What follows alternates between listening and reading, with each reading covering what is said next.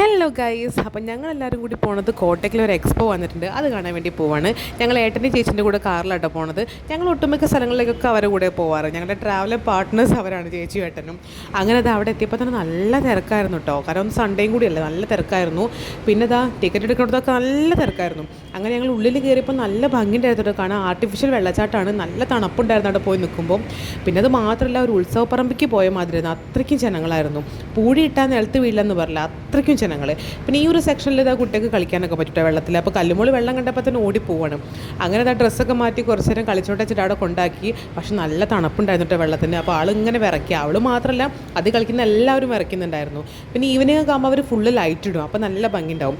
പിന്നെ കുറച്ച് കഴിഞ്ഞപ്പോൾ തന്നെ അവൾ ഞങ്ങൾ വേഗം എടുത്തു കേട്ടോ, കാരണം അവൾ ഇങ്ങനെ വിറയ്ക്കുക. അങ്ങനെ എന്ത് ചെയ്തു, അതിൻ്റെ എക്സിറ്റ് വഴി പോകുമ്പോൾ ഒരുപാട് ഷോപ്പുകൾ കിട്ടും. അവിടെ പഴയ മിഠായി കടകളും, പഴയ മിഠായി ഇല്ലേ, അത് കിട്ടുന്ന കുറേ മിഠായി കടകളൊക്കെ ഉണ്ടായിരുന്നു. അപ്പോൾ ഞാനൊരു നൊസ്റ്റ് മേടിച്ചപ്പോൾ ഒരു പഞ്ഞി മിഠായിയൊക്കെ മേടിച്ച് കഴിച്ചു. പിന്നെ അതിൻ്റെ പുറത്ത് യന്ത്രൂഞ്ഞാലും ഇങ്ങനത്തെ കുറേ കളിക്കുന്ന സാധനങ്ങളൊക്കെ ഉണ്ടായിരുന്നു. അപ്പോൾ അതൊക്കെ ഒന്ന് കറങ്ങി കണ്ടുകൊണ്ട് ഞങ്ങൾ വേഗം അവിടെ നിന്ന് ഇറങ്ങി.